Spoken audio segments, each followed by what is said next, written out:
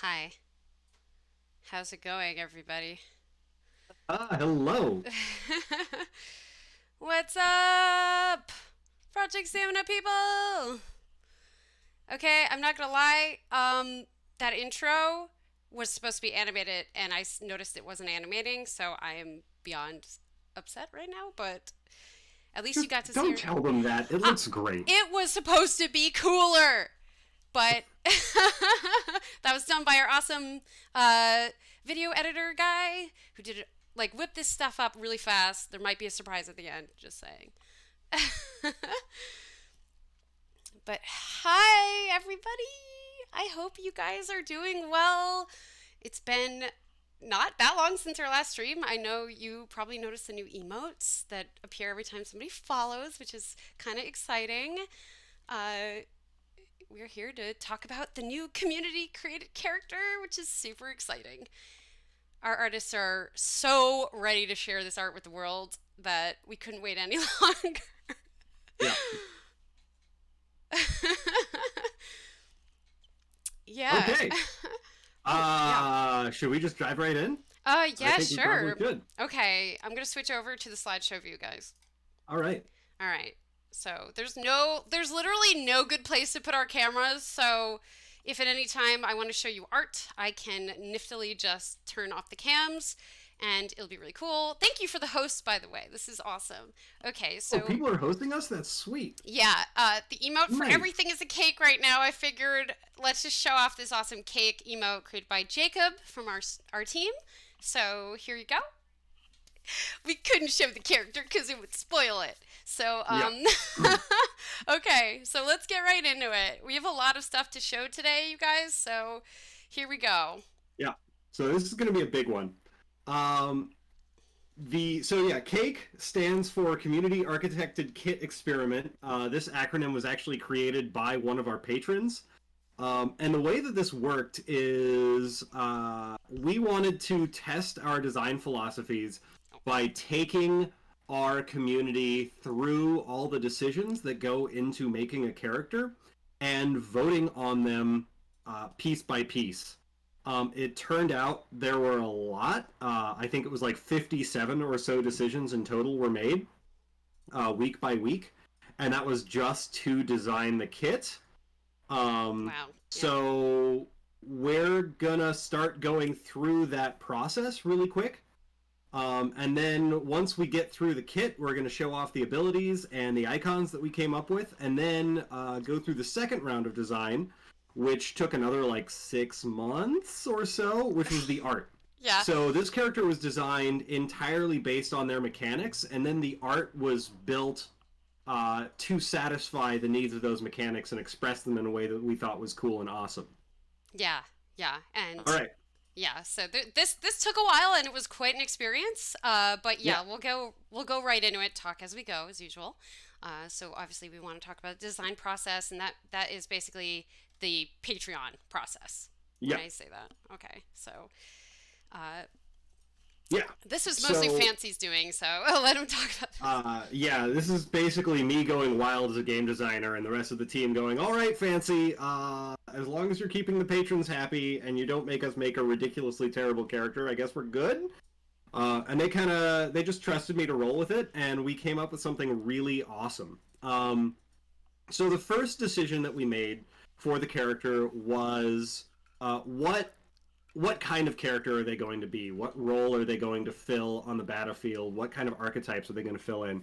And we kind of design around 6 character archetypes. We're moving from the phrase role to archetype to move away from the idea that they're like fixed positions on a team. We really want to make things be more flexible in how you choose to play the game as a player and as a team.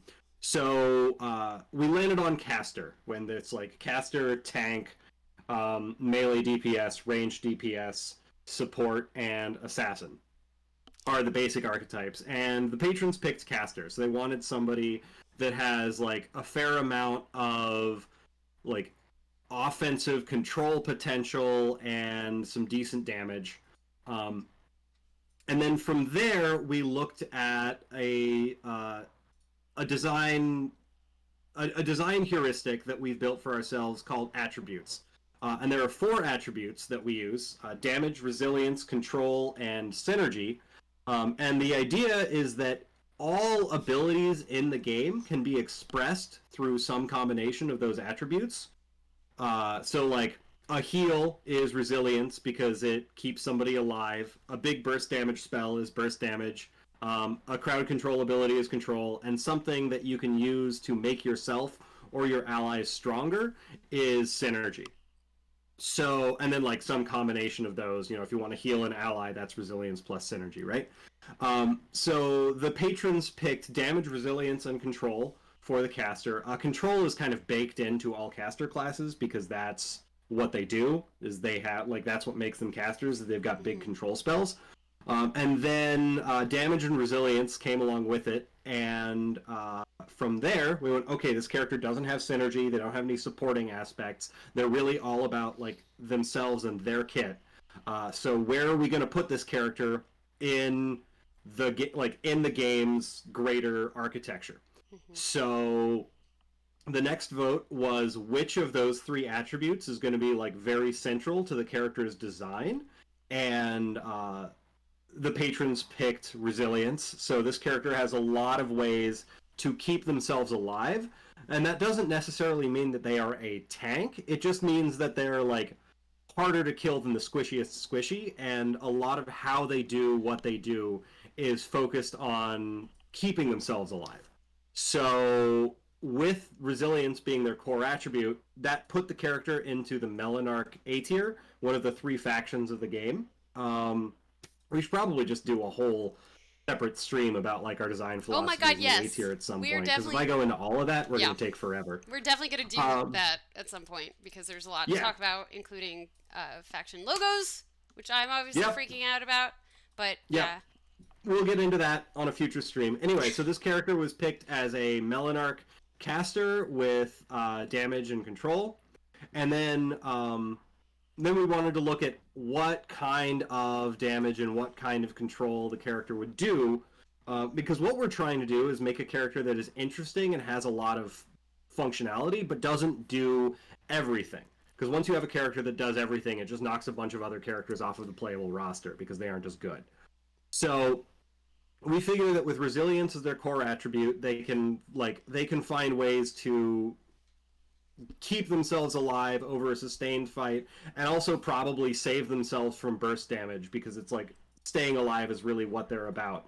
But then we wanted to kind of narrow down what kind of damage and what kind of control they would do, and the patrons picked sustained damage, so they don't do burst with any of their abilities, but they do solid damage over time, provided that they are allowed to continue getting off their abilities. And then they went with burst control, so that's really hard lockdown. That's stuff like stuns and roots. It's things that like actually disable your opponent's options, as opposed to things that just make those options worse, like weakness debuffs and slows. So this selection process took about a month because we had to run 1 poll a week. But this is where we wound up. A resilience-based caster in the Melanarch with sustained damage over time functions and hard lockdown. So that's what we came up with. This also, coincidentally, really rounded out our cast really well. But the original plan for this was just go through the design experiment and not actually slate this character for inclusion in the game's roster. But then as the kit started coming together, we talked about it among the team. The team was like, this kit is awesome. Let's build it. So let's get into the next steps. Next steps. All right.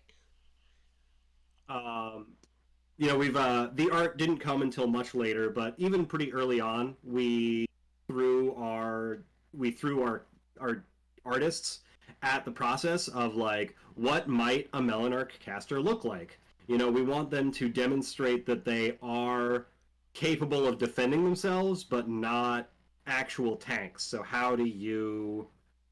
um, how do you balance the idea of like both resilient but not functionally tanky? And we explored a lot of ideas. We basically wound up with like broad shoulders, narrow waist, and lots Mm-hmm. of cloth as kind of the defining elements, but there's still so much to go with. Yeah. This was just one of the first like sample ideas that we came up with. All we knew So really was, sorry, like all we knew really no, go was ahead. that Melanarch meant symmetry. So Mm-hmm. basically anything had to be symmetrical, and that was basically it. We had a few basic shapes kind of that we knew Melanarch had, Yeah. including arcs and curves. Um, as like sun moon imagery was kind of a big thing for them, so Mm-hmm. it makes it easy actually to really make like symmetrical things from that. But Yeah. obviously, that's a gigantic design space to work in. Yeah. Yeah. So like the first big chunk of this process was like you sit down to make a character and you have this infinite field of design space. And so the best thing that you can do is to narrow that field as much as possible. And once we got it down to like caster in the Melanarch, strong like broad upper body, strong shapes, slender like middle lower body, we still had an infinite amount of design space. It was just much more narrowed. Yeah. All right. So the next round of design that we did with the patrons was to take each ability in the kit and assign them attributes. So we went through. I think we started with the passive. I can't remember the order that we did these in right now. We started with the left mouse button, the basic attack, Mm-hmm. and then we realized that we had a whole bunch more stuff to solve for. So we kind of dug back into fundamentals and then got back into this. But this is what we wound up with. We had this damage and resilience on the passive, damage and resilience on the left mouse button, pure damage on the right mouse button, pure resilience on the Q, and then resilience and control on the E, which meant that this was like a character that was built around control, with only one control ability, which meant that the control ability got to be really strong. So that's kind of cool. And then we decided, I say we, but really like the patrons all decided all of this. I just kind of wrote out what the decisions were and they voted. The patrons decided that they wanted to see what the character's theme and overall aesthetic would be before they designed the ultimate. So this is the foundational pieces of the kit that we built, and I don't actually remember what's on the next slide, but let's go. All right. Let me move our cams for a sec here so you can see more of silhouette explorations. Yeah. So uh, this was Keji's take on the idea of a Melanarch caster. Again, we didn't have any idea what the abilities would be or what the themes would be yet. We were just exploring what do Melanarch casters look like. Um, Mm-hmm. so the way that we designed the kit, so before we designed abilities, we went back and looked at what kinds of things we wanted the character to do, and the community decided that they wanted the resilience to come from shields. The other options that they had were like healing and life steal and armor buffs, and the community picked shields and then built a kit around that. And then every week for a couple of months, the patrons all wrote out abilities and submitted them in the comments of Patreon. And then the next week, we took those abilities, wrote them up, talked about the pros and cons of each design, and the community voted on them. So what you're seeing here is a kit designed entirely by the patrons. Um, the passive was designed first, and we went with their abilities give them shields, and then when they gain shields from their abilities, they do damage around them in an AOE. So uh, LMB like fires a projectile, and then that like goes out and comes back, and you gain shields for enemies hit. RMB is an interesting addition to the kit because it spends shields to deal damage, so you've got a little bit of resource management in there. And then Q is a skill shot that marks somebody that you gain shields and move speed for staying close to them.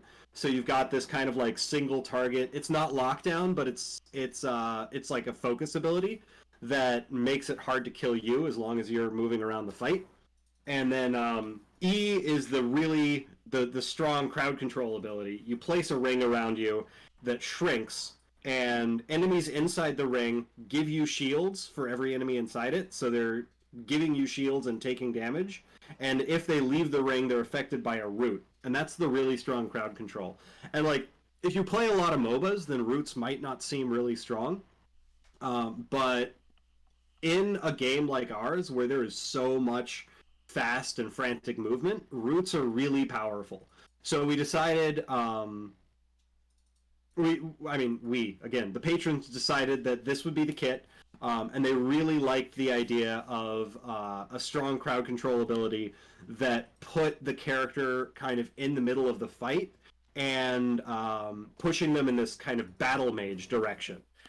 Based on the shield gain system that they had built. So this is the kit. Yep.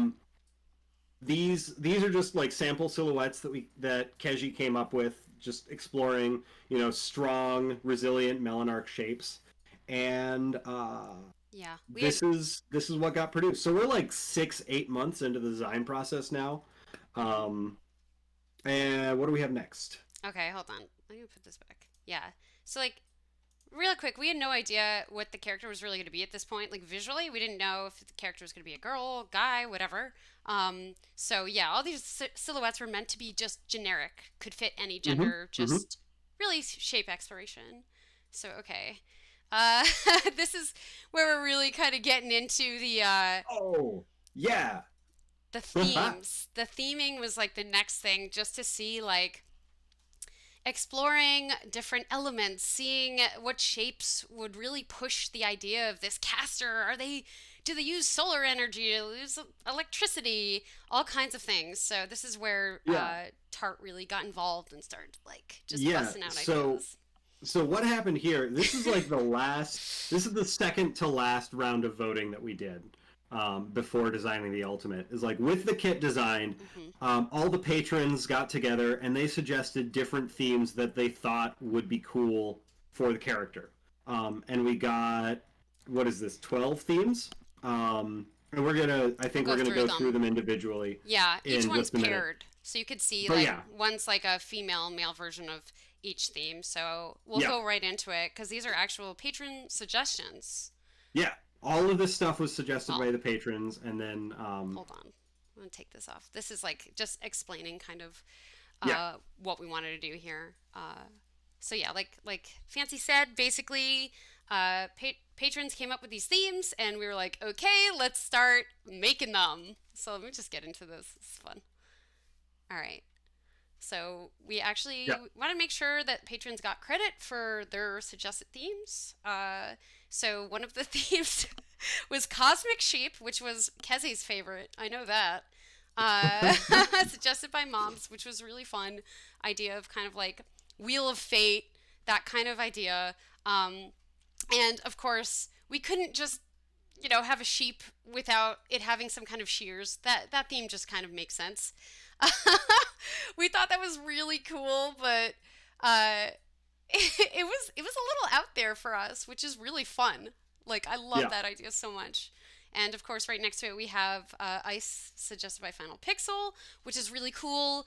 Tart explored some ideas of kind of like, what if the character uses ice creatures to help it instead of arms? What if, you know, uh, it's more of a druid type character that's kind of a caster in its own way. So there's just Yeah. kind of fashion. All of these like have this certain like thread that runs through them to me, which is fashion. Fashion is Yeah. seems to be the Oh, big theme. so here's something that wasn't on the slideshow so far. At some point, we took a pause in the creation of the abilities and went in the direction of defining the character's personality. Because if you do character design really well, then the character's personality is expressed through how their kit works. If you have like a savage barbarian type of character, then you really need their kit to kind of express it. They need reckless charges. They need stuff that makes it so they don't care if they get hurt. And it all kind of combines together to create a cohesive experience. So one of the things that we did with the patrons was we picked a long list of really cool adjectives and had them vote on which three adjectives they felt would describe, they wanted to have describe the character and how they looked, how they behaved, how they spoke, how they played. And what we wound up with was grandiose, barbarous, and then the last one was a tie between something less cool and rakish. And Tart was the tiebreaker and said, "I'm doing this character. We're doing rakish." Yeah. So we went. So like the goal here was to express these themes in a grandiose, barbarous, rakish kind of way. And one thing I want to call out that Tart did really well here is when you have like a very very classic theme like ice or lightning, the challenge is really on the artist to find a unique and expressive way to convey that, because we've all seen 1,000 ice mages. So what can you do to make our ice mage unique? And I think in particular, like I love both of these designs, but I think in particular, the armless ice queen with a host of like frozen animals is such a cool way to express it. Anyway, we can get into No. which of these themes got picked and why they were awesome later, We but have we've still got a bunch of themes to go through, more so let's move on. themes. Yeah. Yeah. Okay, here's the lightning one suggested by Mitch. This Yep. is a lot of fun too. Just kind of like what would a caster look like? You could totally see a caster being an electric kind of mage. 100%. Of course, they would wear some kind of metal thing to conduct the electricity better around themselves, right? I really love a lot of these ideas and these shapes here. Or it could Yeah. be, a character that has more of a ranged weapon. Maybe they're not just a spellcaster with their hands. Maybe they use the weapon to channel their magic. So, Hmm. um, just really fun ideas. And even like if they're the same theme, they're very different from each other. It's a nice spread of kind of like ideas here. Yeah, like great catch there, rollout 52. Like the concept of a Faraday cage hoop skirt is just like Tart is great It's at so this concept fun. work. It's Yeah. so much fun working with her. Okay, I'm gonna keep going because there are still lots of these. Oh, let me move our cams for a sec. Oh, yep. Okay, so here you have another suggestion by Mitch, which is the moon butterfly, and the ghost butterfly by Zay. Personally, I liked these themes the most because sun and the moon are kind of what I really thought the Melanarch were, kind of representational of. So I love the idea of a mage that could use or has white or lunar themes in their kind of kit or ghostly kind of ethereal feels to them. So I really like these. It's like really cool, and like there's starting to be like interesting motifs that were showing up in these in particular, especially like Hmm. just seeing the like butterflies in both of these. Like people seemed really interested in that. um oh my god, these are so cool. I forgot how I cool they know, are. right?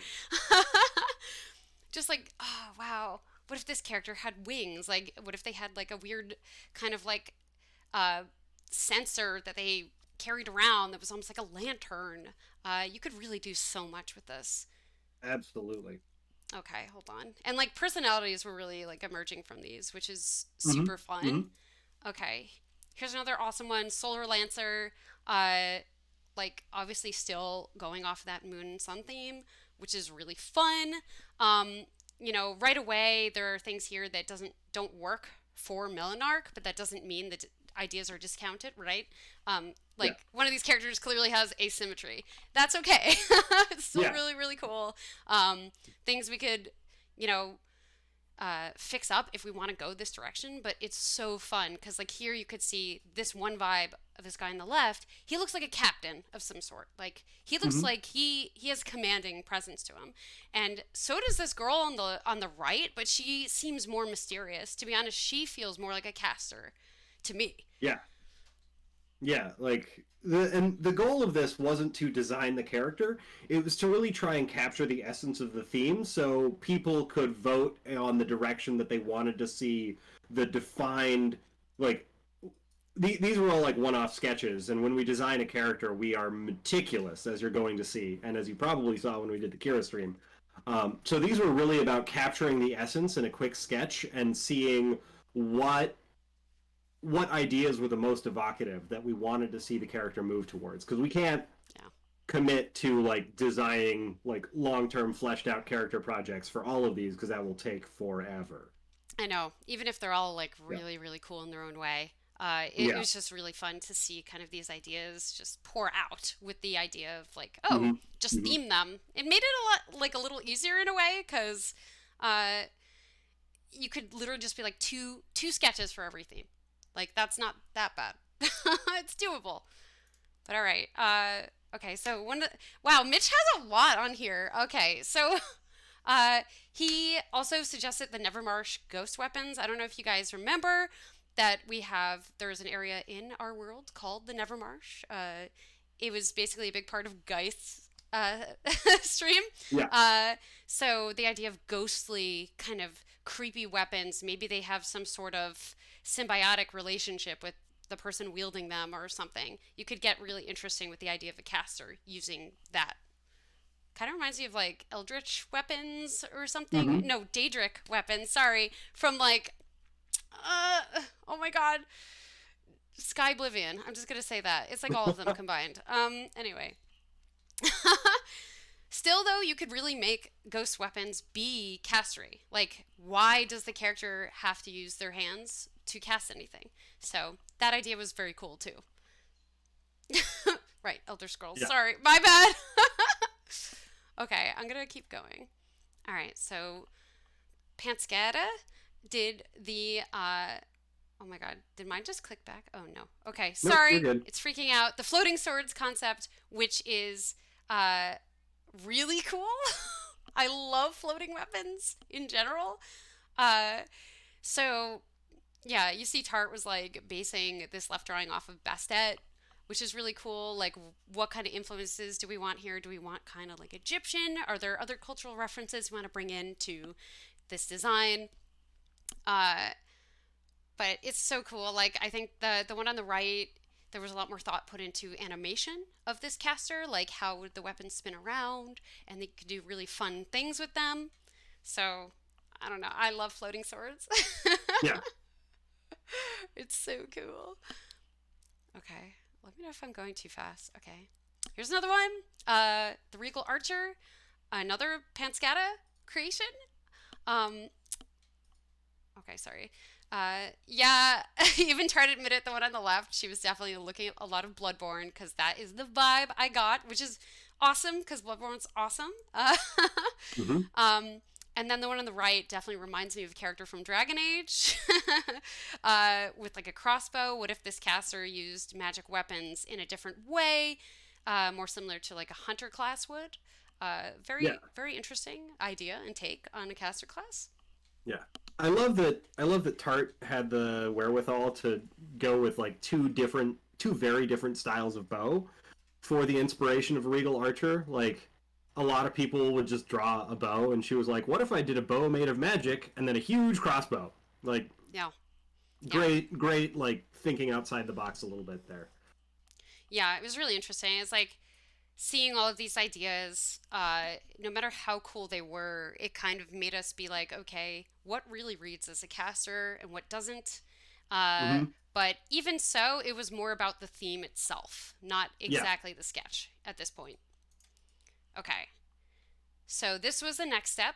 Yeah. VFX was kind of the next thing we wanted to do. I think at this point, kind of like the themes were getting finished, right? Yeah. Like So voted on. so what happened here was we put all of those themes up for a big poll, and then we weren't sure how it was going to shake out. But four of the themes got way more of the votes than any of the others, and they were Okay. ice, lightning, and then both of the butterflies had more votes combined than ice and lightning together. Hmm. Um, but then when we were looking at those butterflies, we realized that the spectral butterflies were like really close to Geist's concept space. He's kind of like an ectoplasmic ghost guy. Um, and Yeah. so we condensed those into just magic butterflies. We checked with the patrons; they were cool with it. So we convinced them into like magic butterflies uh, to go up against the ice theme and the lightning theme. Yeah. Okay, we're going to show some of those too, which are really cool. Tart did some VFX explorations to kind of Mm-hmm. better illustrate exactly what that could look like in the game, like the general Yeah, like color and feel. So these are yeah. really awesome. We thought it was really important to get a good picture of what the two most iconic abilities would wind up being. Being like the shield because it's kind of central to the kit, and the E, the AOE crowd control around the character, because those two are kind of the big spells that make this character have an impact. So we wanted to get a feel for what those would look like and have that be what we voted on. Yeah. So like we said, ice, lightning, I believe Lightning. is the next slide. Here's the lightning. Mm-hmm. Uh, really cool. Yep. Just like I really love the way that Tart drew these in general. It's very clean, very easy to understand, gives an idea of what the VFX could really look like in the game. Mm-hmm. And it's kind of like, with the VFX, how does this, crowd the actual character space? Because the more vibrant and crazy the VFX, it could kind of detract from the character itself. So that's also like something to consider when thinking about VFX. But Yep. at this point, it was just like, what looks really cool? Yeah. So, okay, the last one was Butterfly, which was really interesting. Mm-hmm. Take on kind of like what would a butterfly effect look like. We knew it kind of had to be magic of some sort, but we weren't sure what that even meant at this point. Mm-hmm. Mm-hmm. And the colors were kind of arbitrary as well. Yeah. Butterfly, I don't know, pink and purple just felt like, the color to use for that, to at least like show. Yeah. And there were some comments in the chat that I just want to like call out for being on point. Oh yeah. Um, uh, the decision was basically between when we were looking at like ice, lightning, and butterfly. Um, a lot of people were in the camp of like ice and lightning make a lot of sense for the way that the kit works. Like, oh, you can have like some sort of static shock that roots people to the ground, or like ice people's legs with the E, and then like a snowstorm or ice storm or like static field around you um, is like very functional. But using butterflies and just having the same kind of shapes be expressed through the VFX takes a little bit of extra work, um, Yeah. but it also looks really cool.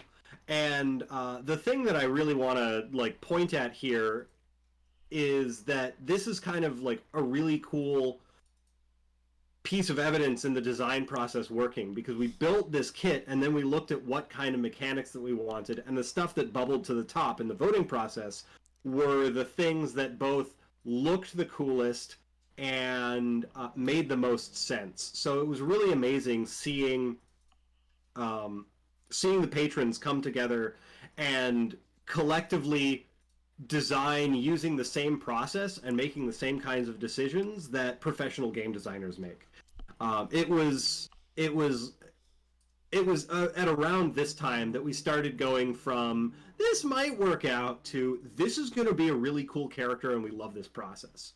Yeah. Um, Yeah. And like, so, oh, oh, go ahead, go ahead. no, yeah, the last thing I was going to say was basically like the reason why I think butterflies were so interesting to me personally was whenever I would think of that, when you think of a butterfly, you don't really think of like damage or Mhm.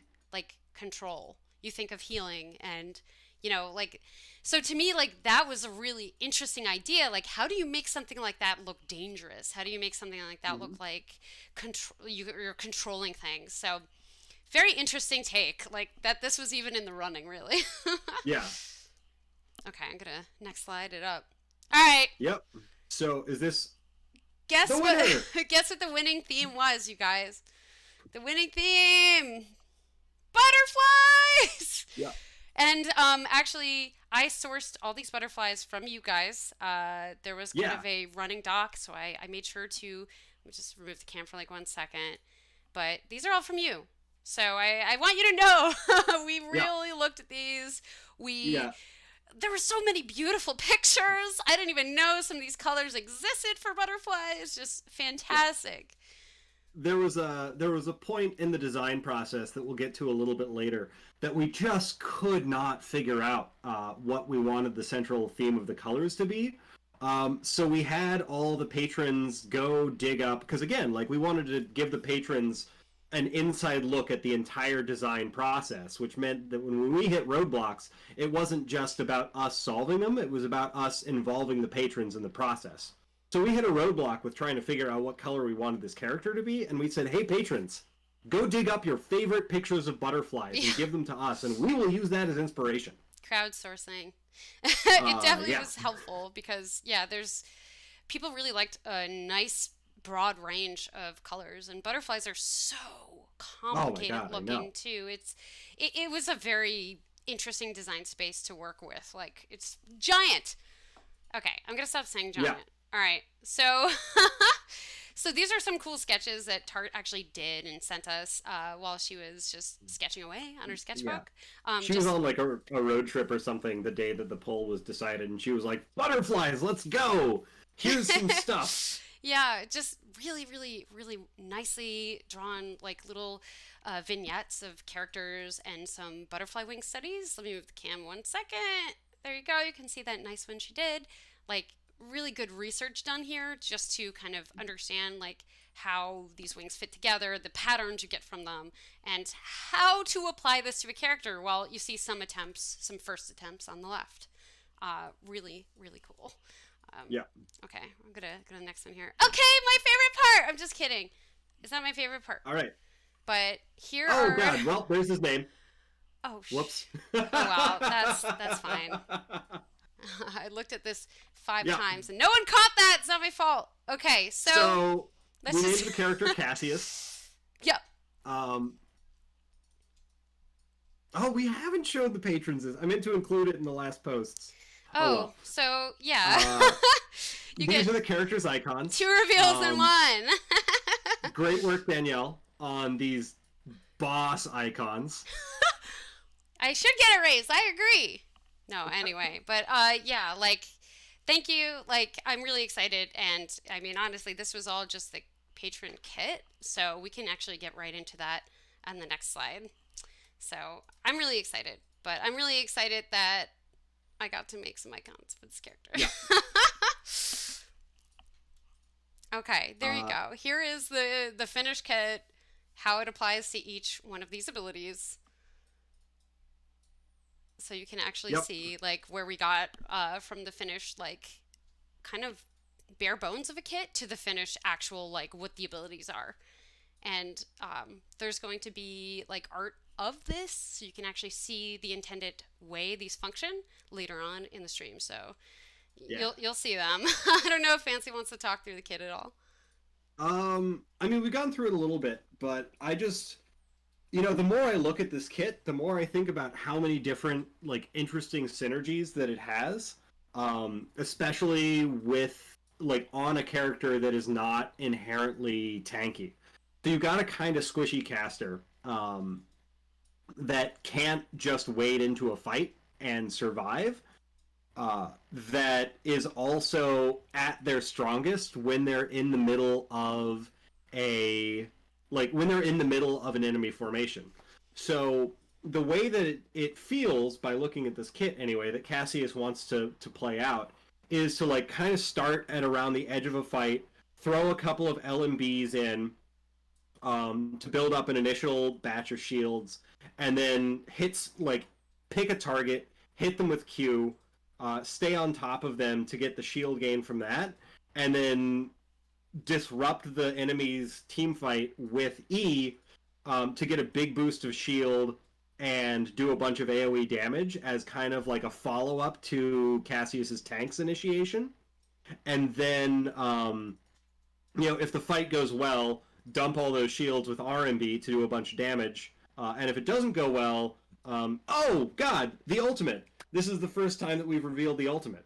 So the ultimate got designed after we did the theming. So we were like, okay, butterflies, time to go back to ability building. And the ultimate took like a month a month plus to design by itself because we just had so many suggestions. It took a lot to narrow it down.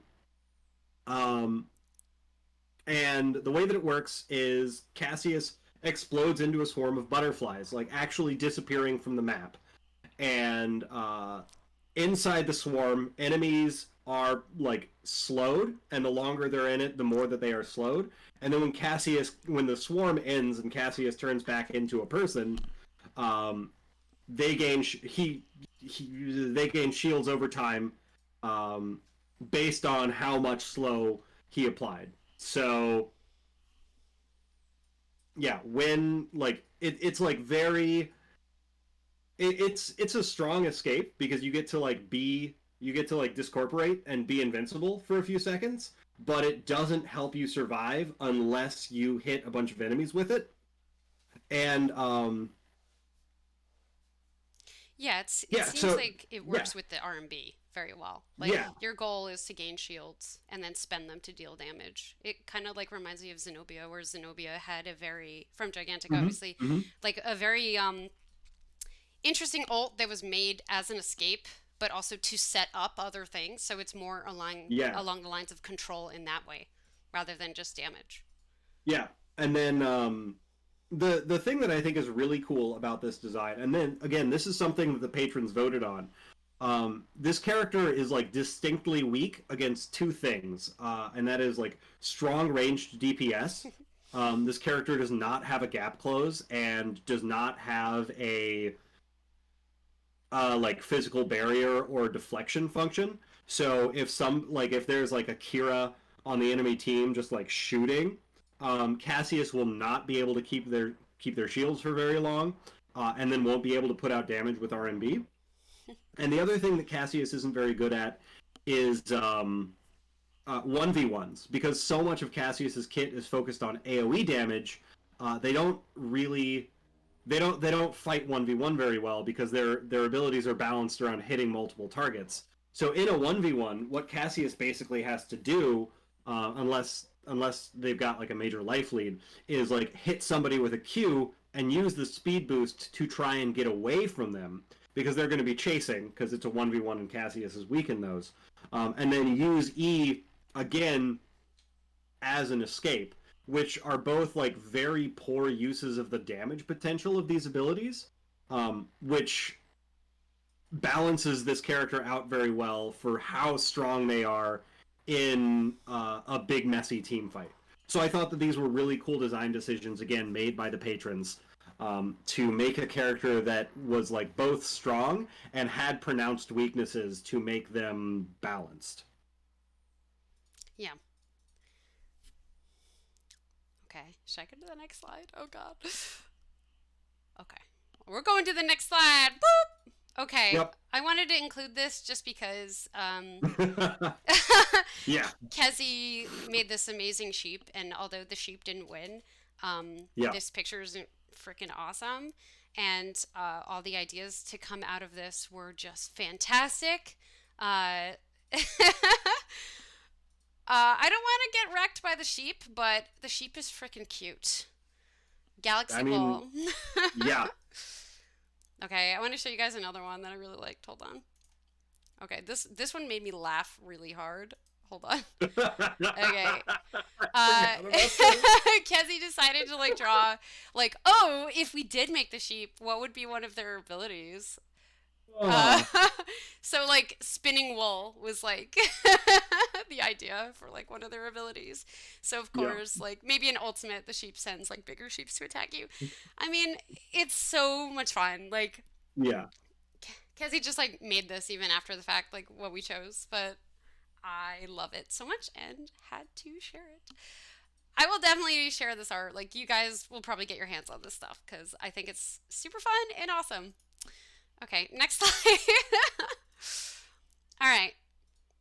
So this is actually us going kind of all the way back, right? Like after the kit was designed, we knew what theme we were going with, which is butterflies. Now it was time to actually make the character.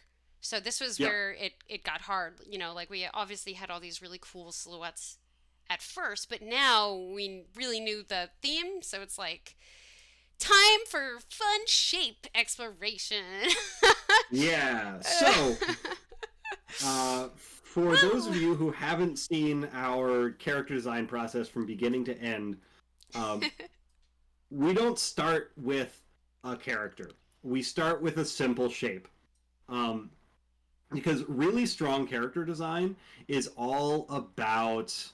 I don't know why I'm the one saying this. This is your department, but I'm on a roll. It's fine. Like strong character design is all about like making things iconic and recognizable. And one of the best ways to do that is to take a recognizable shape and repeat it throughout a character's design. You know, you saw a lot of this in Gigantic with like Mozu with triangles and Mhm. Voden with like tapered curves and Sven with circles clearly. And so we really tried to follow the inspiration of Gigantic's character design philosophies um, in our own way. And we've developed this process. So, Yeah. like, here is, and we talked about this a little bit in the Kira stream, didn't we? Yeah. Oh yeah. Yeah? Kira has lots of like Yeah. triangles and things like that because and Yeah, yeah. angles. She ended up being an X basically as a silhouette in a lot of Yeah. ways. So that's Yeah. kind of where I know this like isn't the prettiest slide, but this is kind of how we started. We're like, okay, do a bunch of like shapes. Let's see Yeah. like silhouettes. Just like don't even try, don't put detail in it. And so like we picked a few from here that we liked. And I'm gonna just get right into that. So it was all kind of about this shape language. We liked one of the blobs that was like kind of an S. We liked one that was kind of like diamond at the top with tails. And then we liked one that kind of had like a piece hanging down where it had like a bell shape at the end here. And from that, we were like, draw more. Draw things that have Yeah. that shape in them.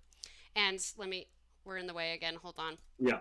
Okay, so from that, we got a bunch of different ideas. How do you kind of take that shape and make it into an interesting silhouette? You know, where are the areas of rest Mm-hmm. on the silhouette? And right now is kind of about building up just straight up casters. That was the only prompt we had really Yeah. here. It was like, I want it to look like it's going to use magic or some kind of trickery, visual trickery to like use its attacks. Mm-hmm. Mm-hmm. So very simple here, but it looks nicer than the blobs. But yeah, you want to start simple because if you start getting into the details, you're just kind of focusing on that rather than the full shape. So Yeah. I'm gonna keep going here. So here, like we picked our favorite silhouettes. Basically, we shared these with the patrons after a few rounds, I believe, of voting. Kind of. Yeah. Uh, Um, I don't I don't think like at this point this could be it our it favorites. kind of got yeah, these were our favorites. At this point it kind of got beyond the ability of our like ability to communicate what decisions were being made and why and like how it fits into because there are a lot of considerations that we just can't really solve for in the voting process in terms of the artistic needs of the design. So here we still kept the patrons updated like week by week on how the progress was going, Hmm. but we and the patrons were totally cool with it because they were like, please just make the best thing for the game. We took these and went, okay, what can we work with? What do we like best? Um, Yeah. because you know it's one thing to make a design that looks cool in 2D. It's another thing to hand that to a 3D artist and say model and animate this. You know, it's like sometimes it really just doesn't quite work out. Um, Yeah. and so we made the call to work on the artistic side without involving the Patreon voting process because it was just like too much chaos to add when we really needed to focus on designing everything that needed to happen for the needs of the production pipeline. Um, so these were the silhouettes that we thought were the strongest and most interesting. Um, and Yeah. then Yeah. yeah, and that was this process. And then what was next? Yeah. Okay. Hold on. Let's see. Okay. So I want to talk like briefly about this because, Yeah. um, so Tart and I had a Pinterest board, and I'm gonna probably post this on Twitter, but we called it like Falco and Tart's like cake thirst board, and it was like we were just shoving in all this like reference where we are like, okay, we want cake to be maybe like somebody who's very elegant or very like has this attitude and just so many ideas and references that we really liked, and we want like we could imagine as this character. And you even saw it in some of those silhouettes before. They really there were some that had attitude to them, and this kind of theme started emerging little by little where we liked the idea of a performer, like somebody who had a flair and, in a way that kind of fit with what we thought of with like the butterfly theme. Because, like, what if this person was like more of a magician than just like an angry warrior of some kind, or a general? Um, so we started getting some like bard ideas, and you can see those here. I think it's like translated pretty well. These characters look like they're performers. It's like it's got flair to it. It didn't feel Yeah, quite there, but it was like something interesting was going on with these designs. yeah. Okay. And I think where we landed on it was that like introducing a musical instrument as part of the character's like magic um, muddied the concept a little bit because it was like now they're playing music and they have magic butterflies and their abilities have these specific functions, and it just got like a little bit thematically complicated. Hmm. But the idea of this character with this like really like bold outlandish personality definitely stuck, and I think that was the big takeaway from these concepts that really helped us move in the right direction. Yeah, absolutely. Okay. So here we're kind of going back to, we move the cams for a minute. Okay. Yeah. uh, the idea of what really defines this character. We realized like we wanted the character to be top heavy, to kind of have more of a presence of sustain, because bigger Mm-hmm. characters Mm-hmm. often have that feeling to them. We wanted the legs to be visible. We wanted the like coat to be a big part of the design, or we felt like it added flair, and it kind of still felt Mm-hmm. like a caster or entertainer, with like a split coat or some kind of coat.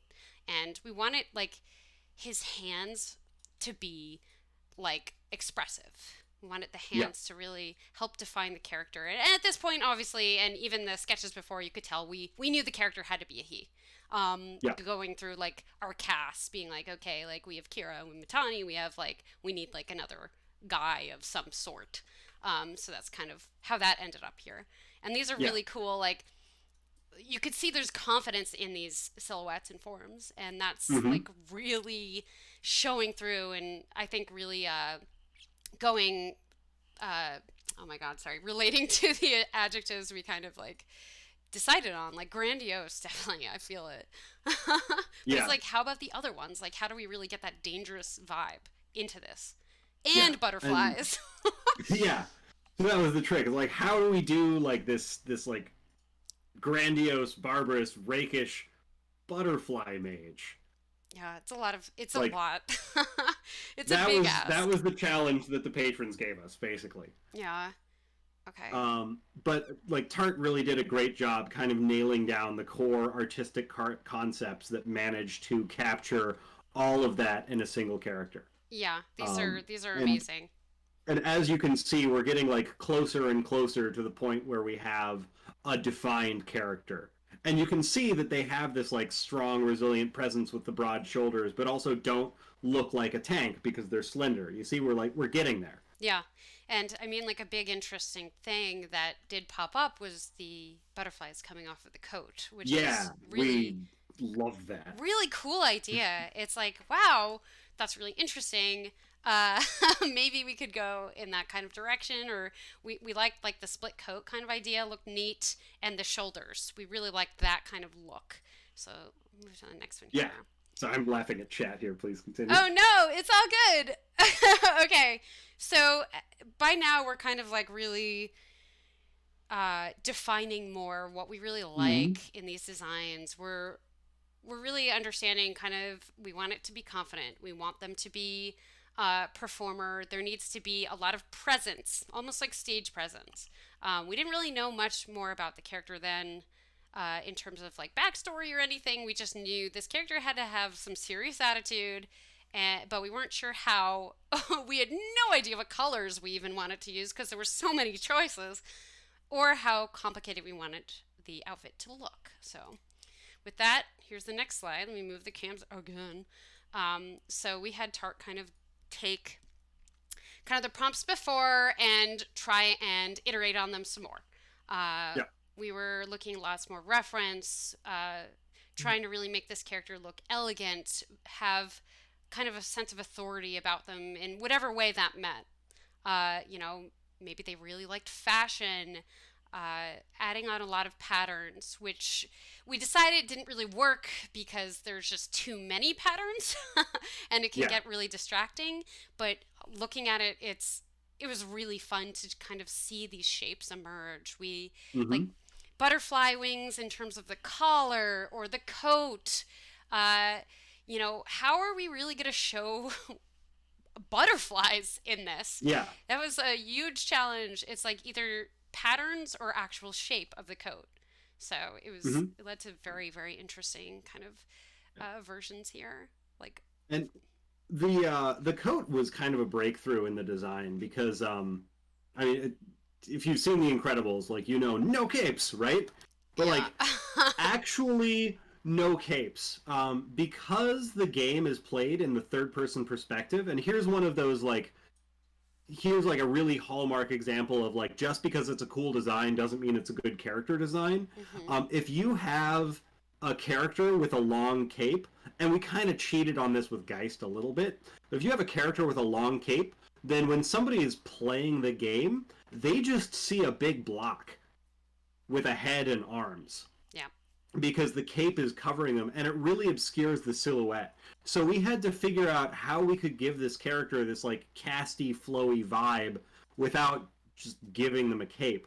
And the direction of the split coattails really gave us a lot of what we wanted without giving us the problems of well now you can't see the character when you're playing them.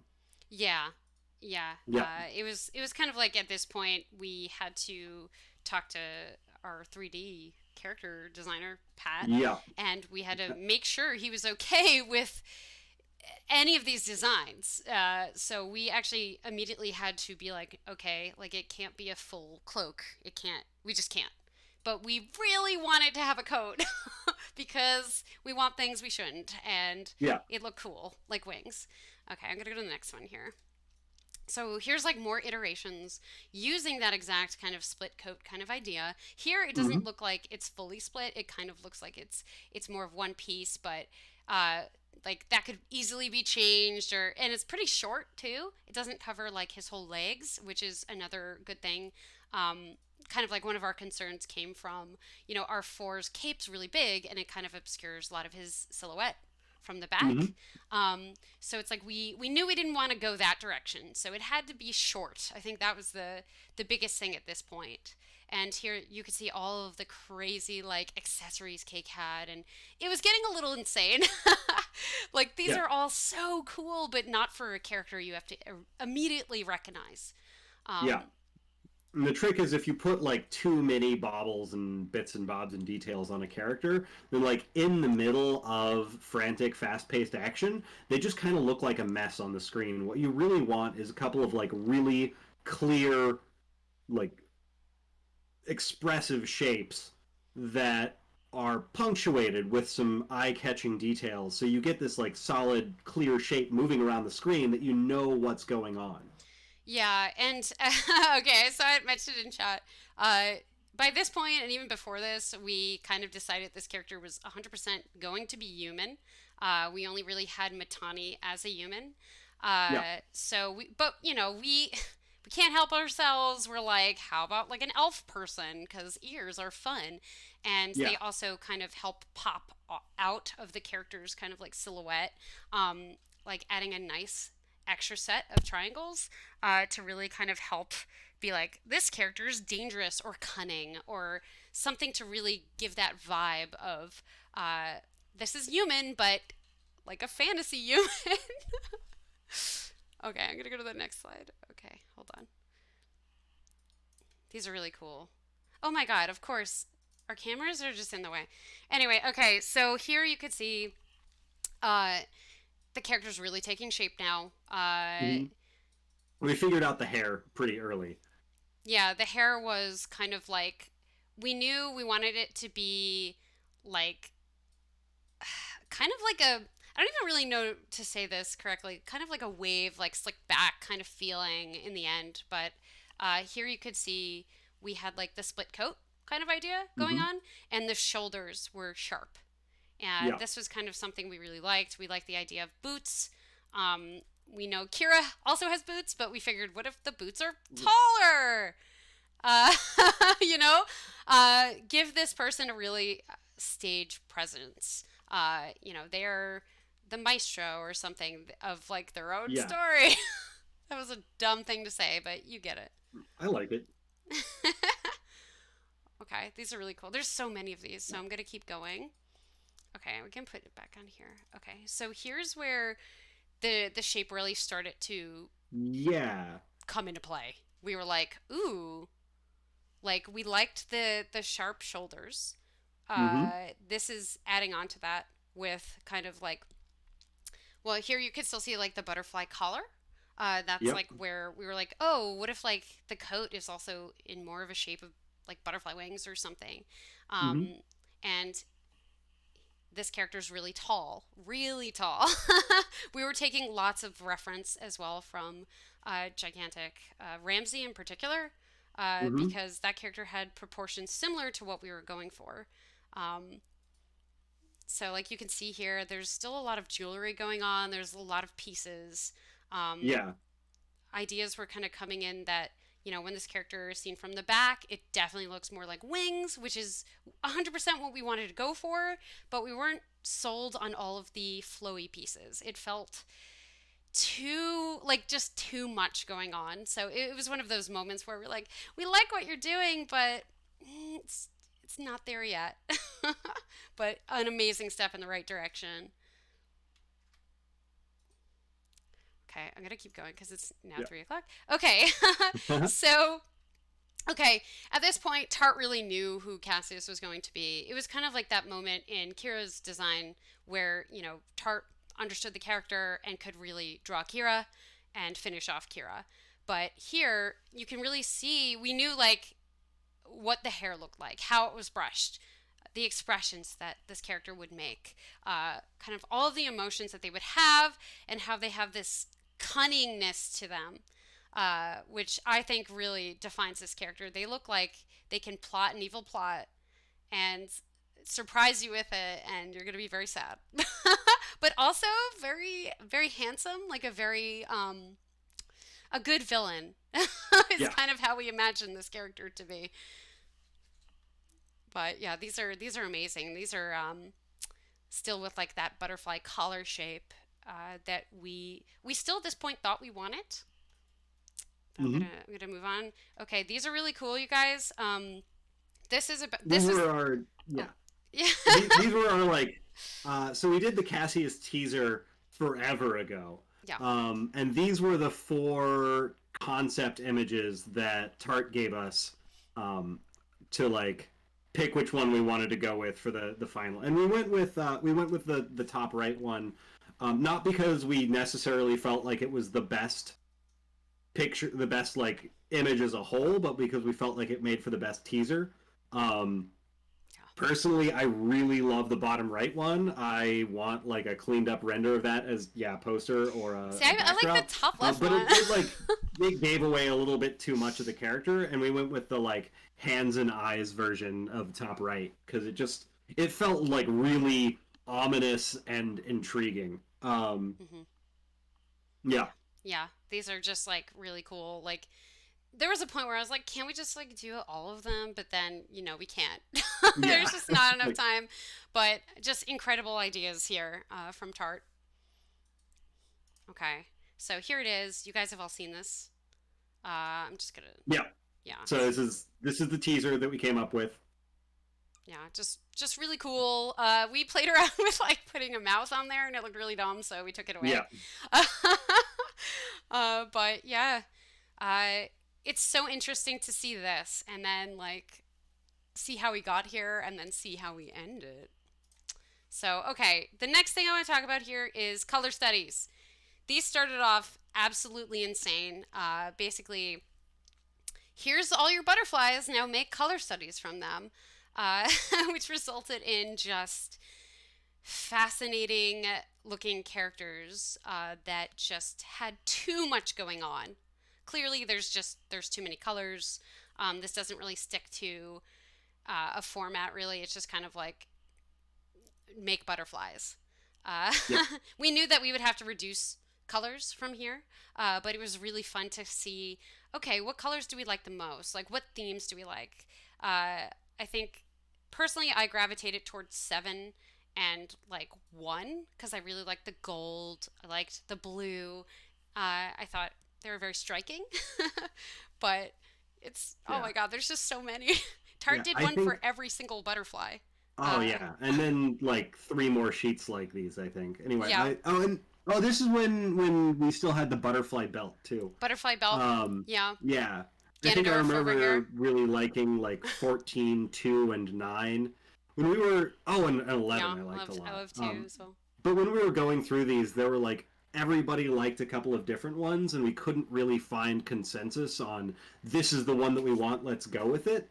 Um, and generally, when none of us can find, like, when we can't agree on something, we know that we're missing something fundamental, and we need to zoom out and solve the problem that we aren't seeing, is Yep. how it generally works. And that's kind of across the whole process.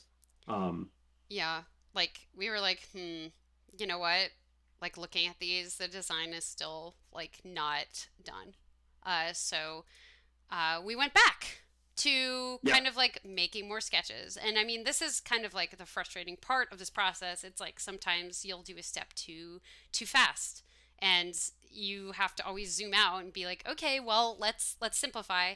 And we were kind of still working on our character pipeline, working with a bunch of artists and the community to try to get this working.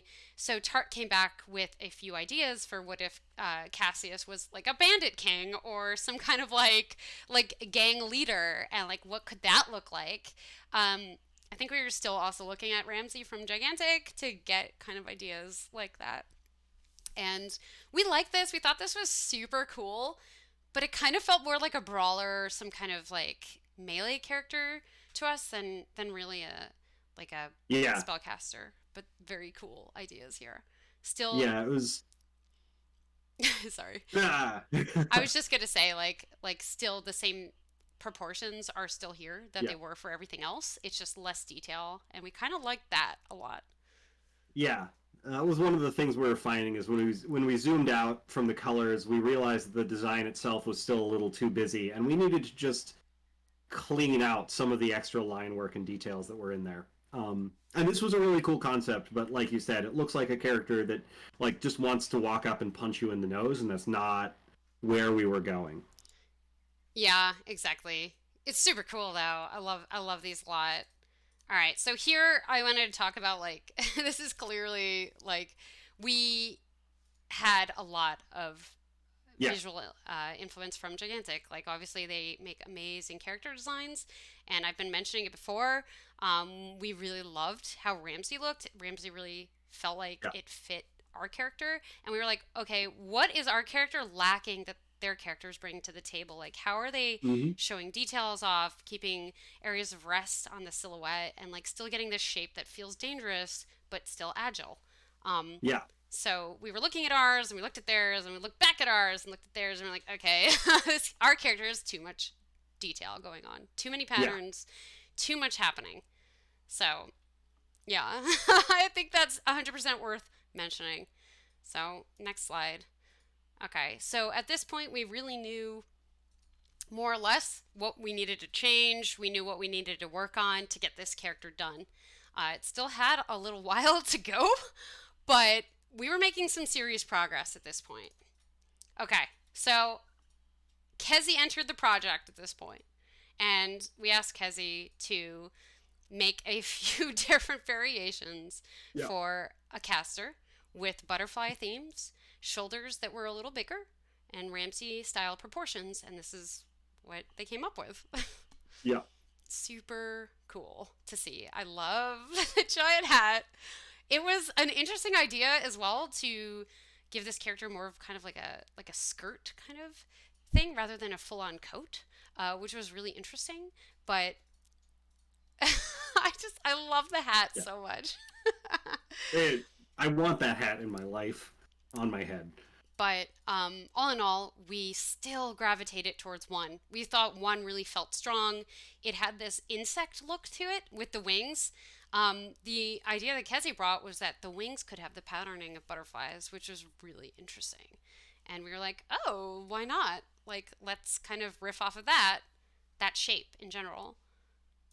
So here's even more from Kezi, kind of exploring that shape 100% more, actually putting a butterfly shape within the silhouette itself, which is really cool, and ideas of how crazy the silhouette could get. Yep. This was still kind of like a weird space for us because that still requires a lot of like rigging and animation efforts that could lead to kind of an awkward animated character. So we weren't sure how crazy we wanted that to get and like how exactly the sleeves would stay in that position or how they would make sense like on his back. Like how does this coat actually fit on his body? Uh, which was like a huge problem for us because it's like, oh, we like the shape, but how does it actually work in a way that makes sense? So here's like a little bit more too that I wanted to share with you guys. Really cool explorations from Kezi some more, pushing the idea of the coat. I love the reference. I love like we have your like Prince of Persia on the left, and we have like oh my god, one of the guys from like El Dorado on the right. Uh, that's what it looks like to me. But I love these. They didn't quite fit the vibes we had gotten before, but we loved the exploration so much because really focused on that form and silhouette. Okay, Yep. even more from Kezi. The coat, like I said, was a huge problem for us. Just trying to figure out how it could all fit together. Uh, and a lot of it kind of felt the same to me. Like I've seen this shape a bunch of times with this coat now flowing behind in almost this wing like kind of look.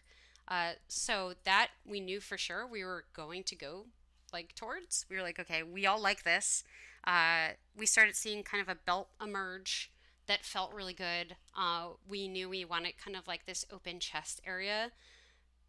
I mean, it really helped ooze confidence. And here you can see there's like his like hands are getting like really like the detail in there is getting reduced, but it's still more refined because like it's like areas of rest. You have your sharp claws, and then there's really nothing else on his arm. So it really helps simplify the details. Okay, next slide. Sorry, there's so many. Okay, I'll put the cams back. Okay, so Yep. here we're really getting to kind of like the end of how we want this coat to work, right? Like, how does it stay on him? Does it have a clasp? Is there kind of like jewelry? Can we add something to that space without really crowding it? And we were like, yeah, why not? Let's add some kind of jewelry piece. And we just like could not figure it out. They range from like really simple kind of clasps to really ornate things, trying out lots of shapes. But we kind of really settled on like what felt right, which kind of felt sharp because there were Mm-hmm. so many sharp shapes going on in the rest of this character's like aesthetic. But we really liked the shoulders being curved. That we were like, okay, that really feels like some kind of archmage kind of like, grandmaster gear you'd get in like a video game or something. And then there was a lot of talk about like how does Cake's like wow, I just said Cake. You know his name already. Cassius's coat add to his movement? Does it flow behind him? Does it kind of get in the way? Like, is it helping like the form at all? Because we did go back and forth a lot on this cape. It was very very hard to figure it out, but we still loved it. because it felt like the character was flying or could like really glide after you. And we wanted to make sure no matter what, we didn't lose the butterfly theme, even if that meant just in shape, not in 100% like color choices. Why did we not name one of these sections the butterfly effect? I don't know. Ah, we messed up, you guys. All right, guys, we're gonna restart the stream. Hang on, we gotta redo the slide deck. Sorry. Goodbye. I'm sorry. Okay, hold on. So this is really cool. This is where we Yeah. were like, how does like Cassius's magic work? Like, is there kind of like a more psychic kind of way that this character uses magic? Do they just innately like power it through their body and it affects like their outfit? Can their outfit be part of like the magic process where butterflies can maybe come off of it, or maybe there's more of like the coat lights up when they're using their magic or something like that. This was kind of the idea for like an idle pose, or what happens when you're just standing there, what the character could do. I know, right? I like the snap. Felt very on brand at this point. Oh, okay. All right. So here we go. This is where we got the final design. After a long, long time, we finally figured out what this guy looks like, and this is it. Um, we had the big shoulders.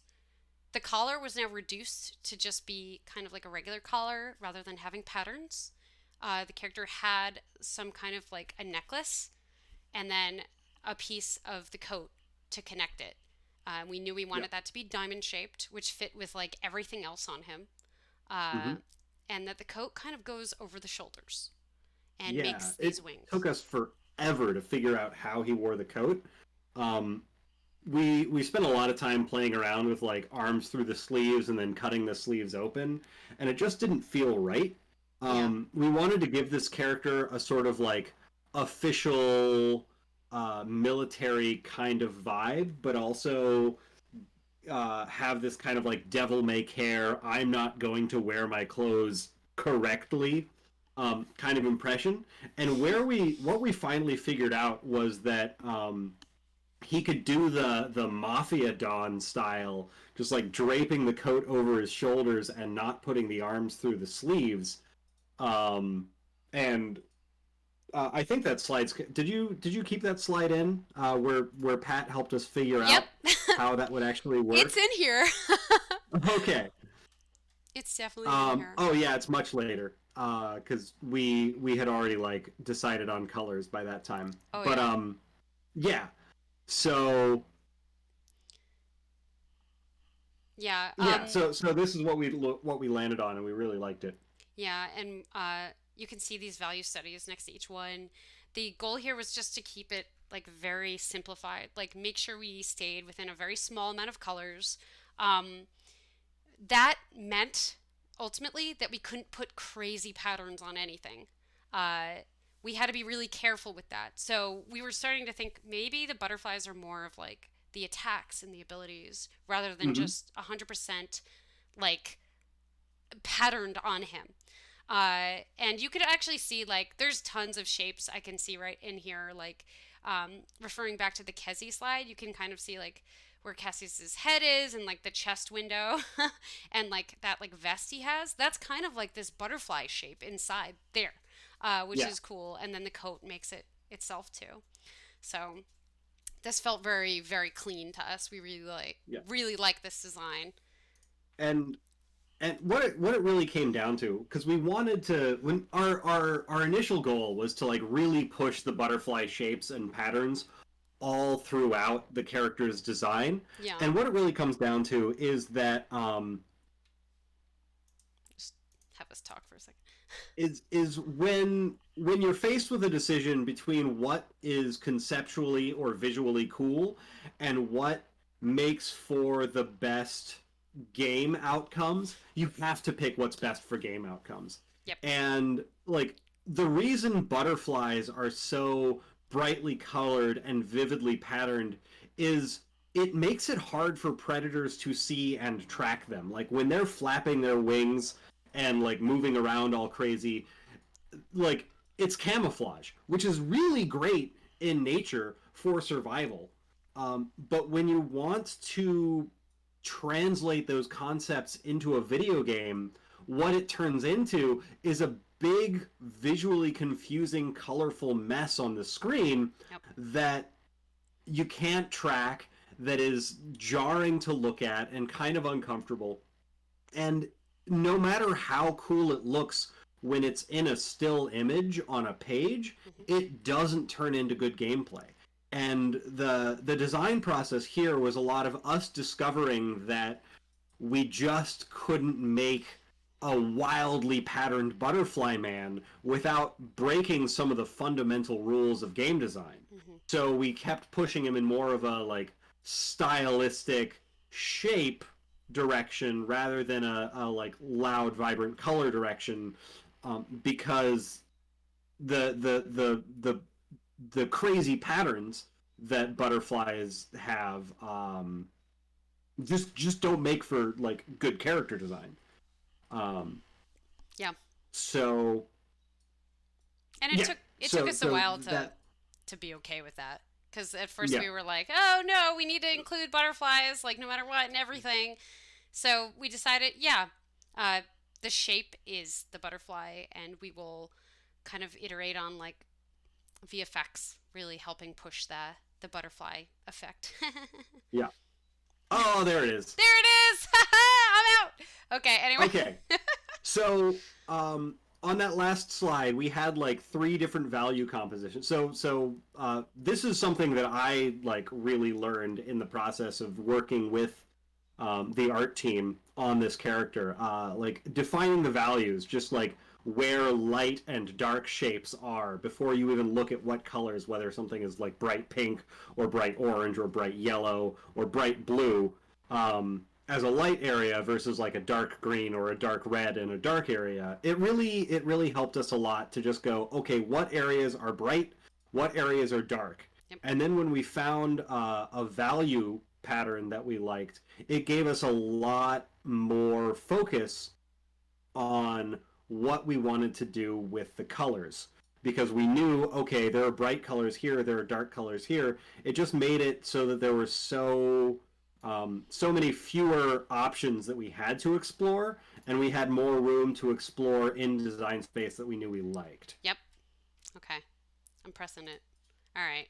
So this isn't like the final reveal, but this is more of kind of uh, the color comps that we were going with. These are obviously much more reduced than we were working with at first.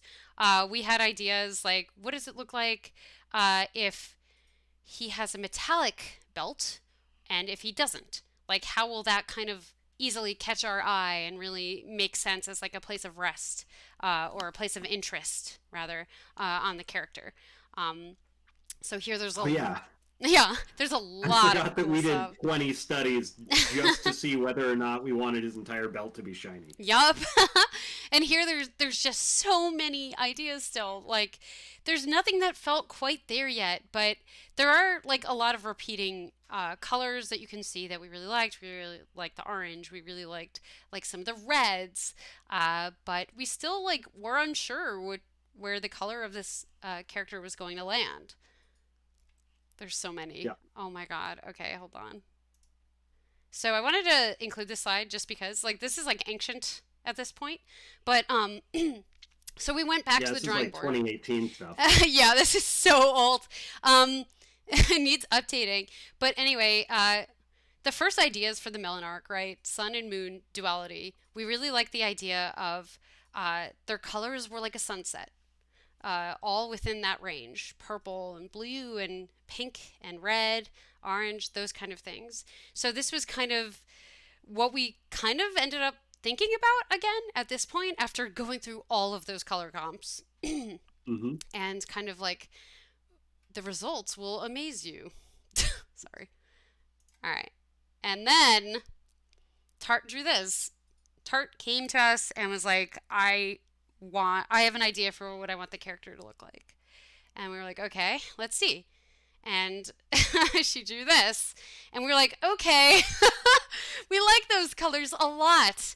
They feel like, like a sunrise or a sunset, like those I guess more sunset, more of a like the sun's going down and you get that beautiful pinks and reds and oranges with these butterflies that are glowing and almost look like they're on fire in a way. So we really liked this.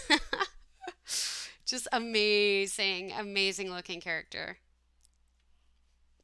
Oh my God, so pretty. We'll make all this Yep. stuff available to you guys. So here you go, more of the colors that Tart actually worked on here. You can see that we were going with like sunset ranges, right? We really liked kind of this gold value. We were thinking maybe pinks and purples, but the actual skin of the character itself was like still very fantastical, like red and yellow. Very, very interesting and different. We were actually thinking something like a sun elf at this point, which is really cool. The character had like glowing eyes and these magical butterflies. You could see the jewelry and all of this looks so bright and colorful, which is something I think some of our characters were kind of lacking this color. So we were all for this. So pretty. Yep. Ah. Yeah, Tart dropped that on us, and we were like, "Oh, that's the one."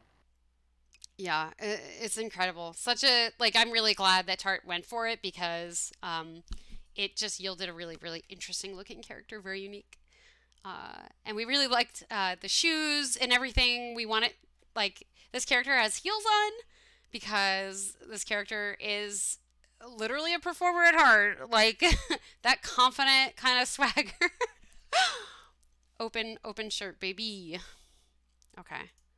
So here, we got a little bit of feedback from the actual patrons that the color of the coat was like a little too bright and like too pink. So we went back and kind of actually tweaked it a bit to try to get something maybe they were happier with since this was their character after all. Um, Yep. so there was like a lot of kind of figuring out. We knew though we really liked the range of colors that um, Tart had already chosen, but we went a little outside the box here. Uh, it's funny. It's like even Kezi did a crazy one of this. Very very interesting take on like the values themselves and saturation.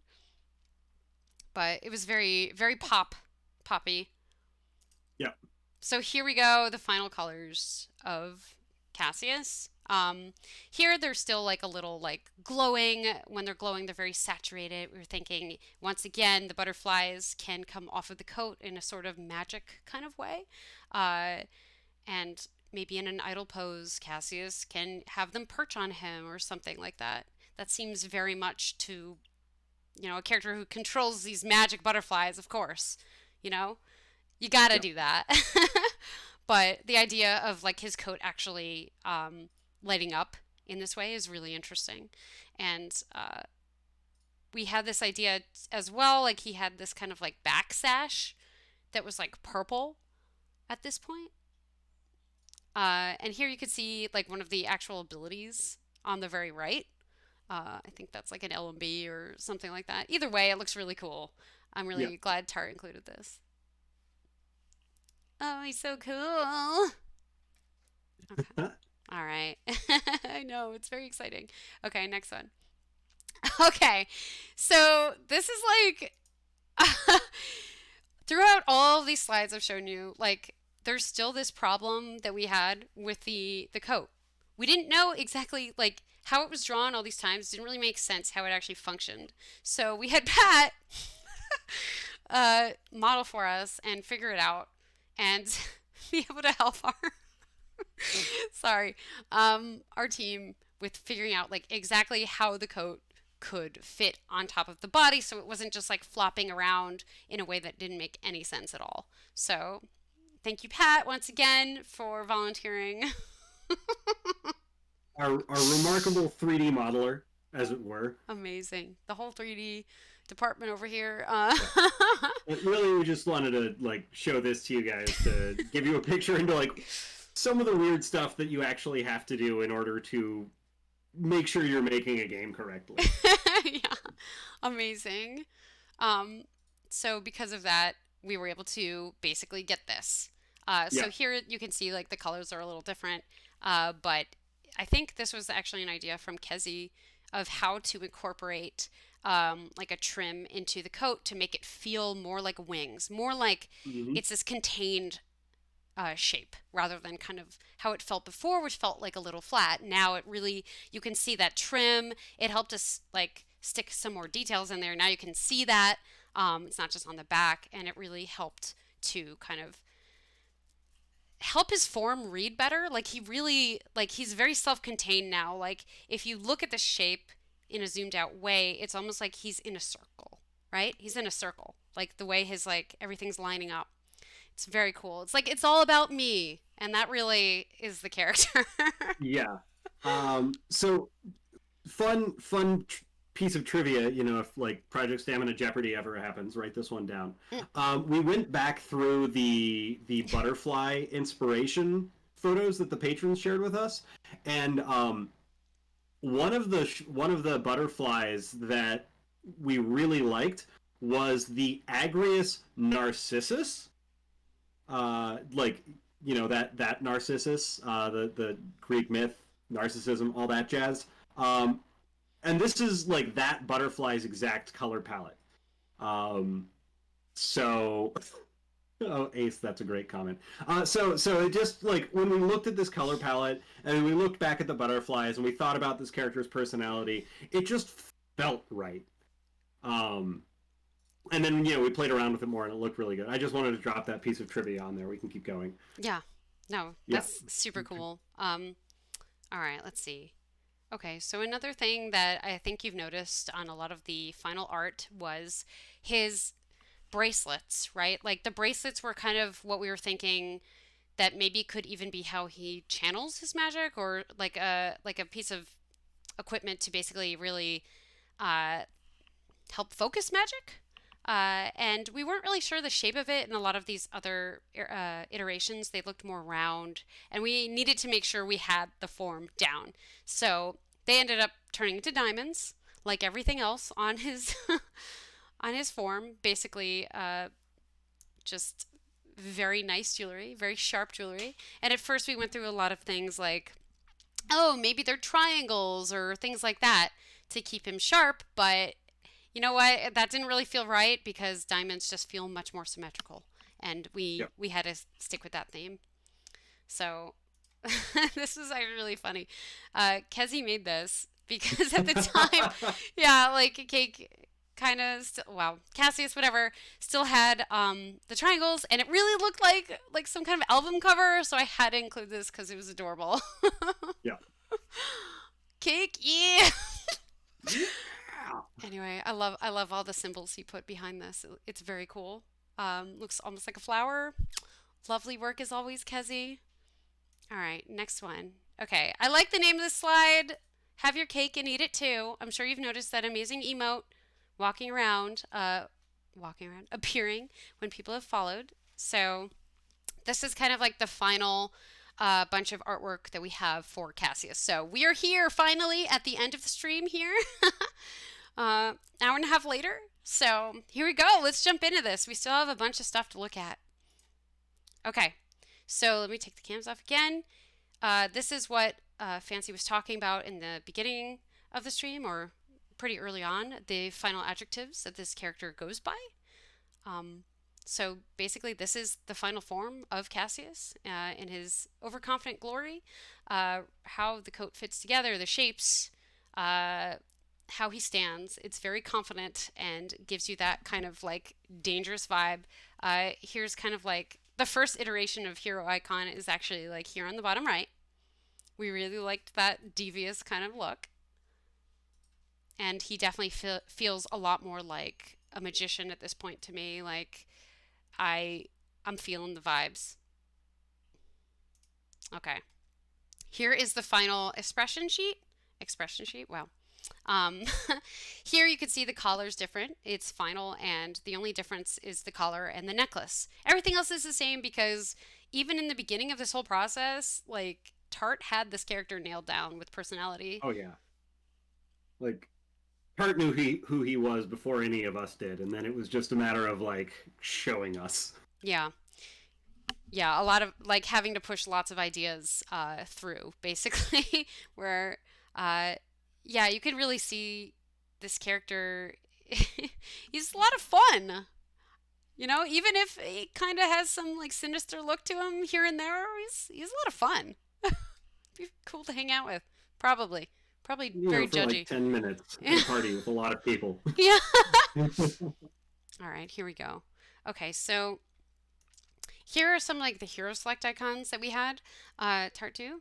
And at first we were kind of like, we looked at all of them and we were like, okay, what kind of expressions are we kind of like missing? What do we need to balance out? And we decided we needed something that looked like he was about to get in himself into trouble. So we decided the rightmost one was what we wanted because that Yeah, really that epitomizes the character 100%. Love that eyebrow absolutely. raise. It's so good. Okay, here we go. All right, so this is the final character turnaround. You can see that, uh, like, the boots have this kind of really interesting detail on them. Everything is kind of this sharp diamond like shape on him. Here's a really cool picture as well of the gauntlet. Like, what do you call them? They're claws. The finger jewelry? Yeah, I don't Finger know. jewelry, finger claws. But yeah, there was a lot of repeating shapes on him, and it just really just works well together. I love the detail on the coat. A lot of fun, and it splits very high up on the coat as well to make it a little bit easier to read the character and Hmm. hopefully animate. And one of the things that I really like that we haven't had a chance to point out yet because this is the first time we've seen the character from behind is that the the subtle details on the coat with the triangle shapes are I think kind of reminiscent of butterflies, how they have the eye pattern on their wings, which are there to like distract birds and make them think that the part of the butterfly that they want to eat is not actually the part that they want to eat. Um, so like without making the design super messy and confusing like actual butterfly wings, I think you and Tart did a really great job of like capturing some of the fundamental ideas in a way that still makes for um, good gameplay overall, and I really like that addition to the design that came in kind of late in the process. Oh yeah, I love that. Like little details on the coat from behind. It makes it because like you have to make sure the character looks cool from behind as well. Because you're the one playing it, right? You don't want to be Mm-hmm, bored mm-hmm, to tears. So it's a nice way to like stick detail in, and like you said, yeah, it definitely goes with the butterfly like eyes on their wings idea. So mm-hmm. it worked out so well. Oh, it's so good. Okay, next slide. Okay, so this is actual artwork done of the abilities. So this ties right back into the kit. Now we knew what colors everything was, and we could really kind of focus on making sure these abilities made sense in any kind of way. And this is missing the ultimate, but that was done a little later on in the process. Uh, but here you can see like how it works. Cake throws butterflies at people and they come back as like this kind of sunset kind of comet. Uh, has this tether ability. It's just really cool to kind of like see them Yeah, all together here. Yeah. Okay, here. yeah, just pure style. Yeah. All right, so here are more of these. This is more the movement and the ult as well. This was done by Jacob. So there was a lot of ideas kind of with the idle pose, maybe like there was a lot of snapping involved as the character idles. Maybe there's magic that comes from his hands as he powers up. For an idle, as he runs, there was an idea maybe butterflies like come off of the coat in a VFX, which could be kind of interesting depending on how, the opacity of them. I'll say Mm-hmm. that. The dodge was very much like a performer's bow kind of feeling to it. And everything this character did had to feel very much like they were performing. So I love all of the kind of like landing drawings, and the dodge drawings, probably my favorite. And Jacob even had like an idea for the ult that was really cool looking. uh, these are obviously like we'd have to really figure this out as we are working with VFX at this point. But I love the idea here. Could be really cool to see in the game. Hmm. I love how it was drawn. It's so cool. Okay, this is okay. Next slide. I don't want to keep you guys here all day. Um, okay, so here are a lot of amazing sketches from Min. You could actually see an old Kira one in there, and I wanted to include all of these because they're just really, really nice looking. There's Cassius with the Pop Tart in the middle, which I wanted to be the emote, but you can't. That would literally spoil the character. So you have your cake, but these are just really, really nice looking drawings of cake here. Yeah. Okay. And yeah, we'll provide you guys with a lot of this artwork afterwards. I wanted to include this too because, okay, on the left, the left, Tart made us something special. Tart made a female version of cake just for fun. So I had to include that because I love it so much. It's incredible. Um, Also, she had made like a maybe version of Cassius as a kid, maybe, something to do with the backstory. I don't know how much we want to get into that here, but it could be like a little sneak peek. And then Min's drawings on the top right. Uh, Min actually had a character apparently he really thought looked a lot like Cassius. So he drew Cassius in his own world, which was really cool. Um, his characters kind of look like they could be related.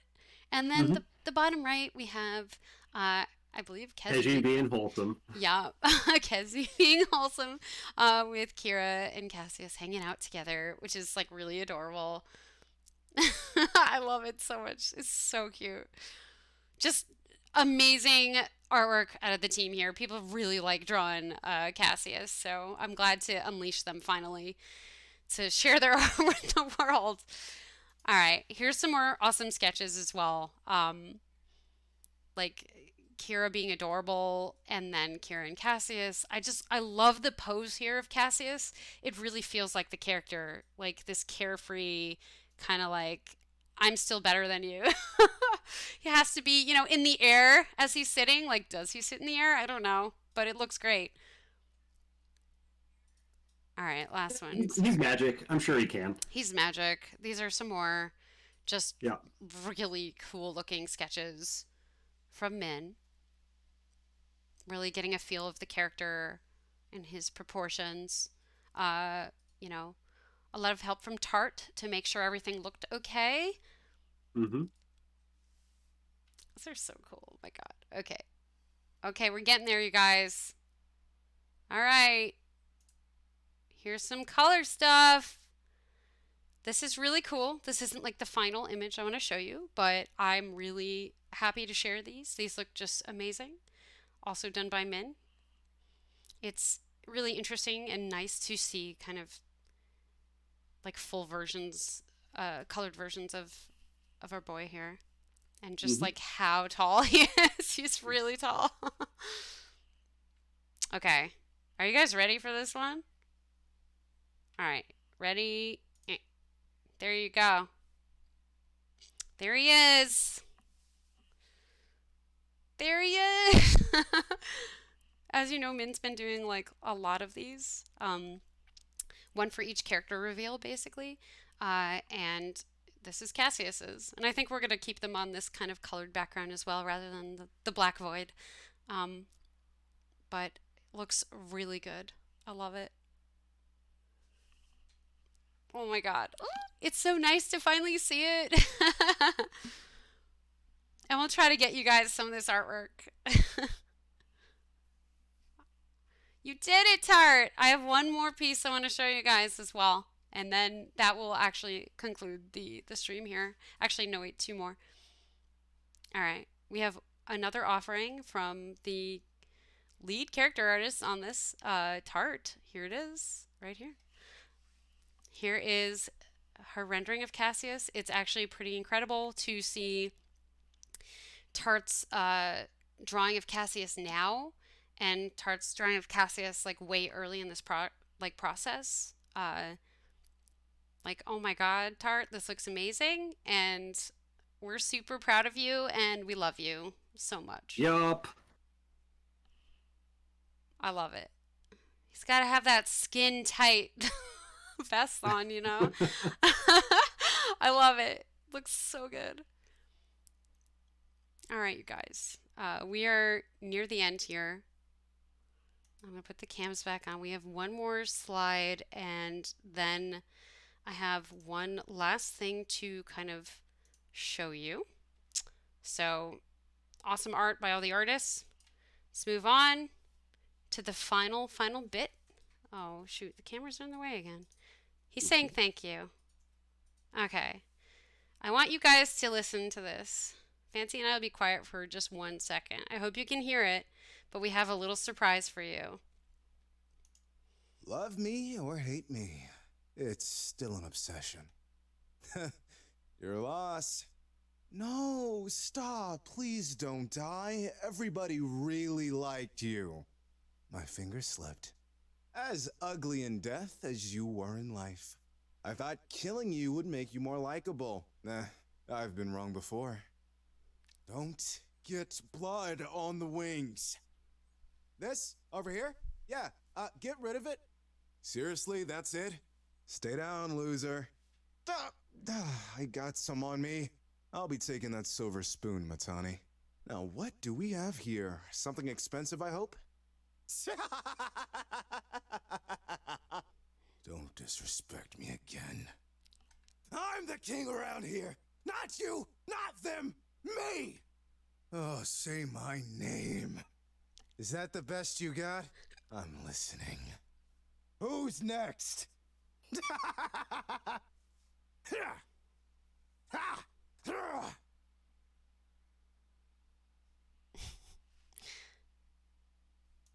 What'd you guys think? What'd you guys think? Actually, let me get back to the screen. Yeah, what'd you think? Did you like the cast voice? Yes. Yeah, that voice really sounds like the character to me. Yeah. So that was Darius Jackson. We're going to drop that. That was their audition for the character, and we loved it, and are gonna go ahead and do a full recording of voice lines once we get the script finalized. So we're gonna hear more like that in the future. We're going to be dropping their social media and saying, well, we cast this character now that the character is revealed. So, yeah, like, hats off to Darius and to our sound engineer, Tricolor Sound, who does the casting and the recording and all that jazz, and, like, writes most of the scripts. He's amazing. So, yeah, that's where the character is at right now. Oh, hold on. I can now do this. Bam! There's Cassius right there. I just wanted to do that. I had him hiding all along. Anyway, yeah. I'm so glad we could share that with you guys. It was really exciting. Like, I know we've been asked a lot about voice acting and, like, you know, it's a thing that's going on maybe.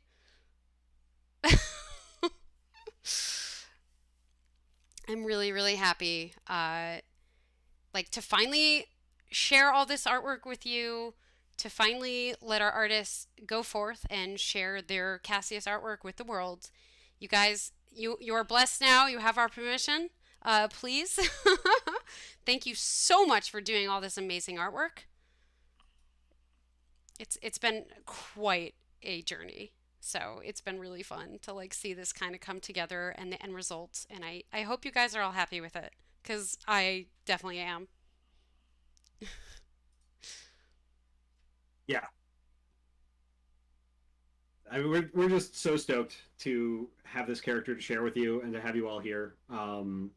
We've been like hovering well over 200 viewers for this whole stream, which is super cool. We think, Wow. yeah.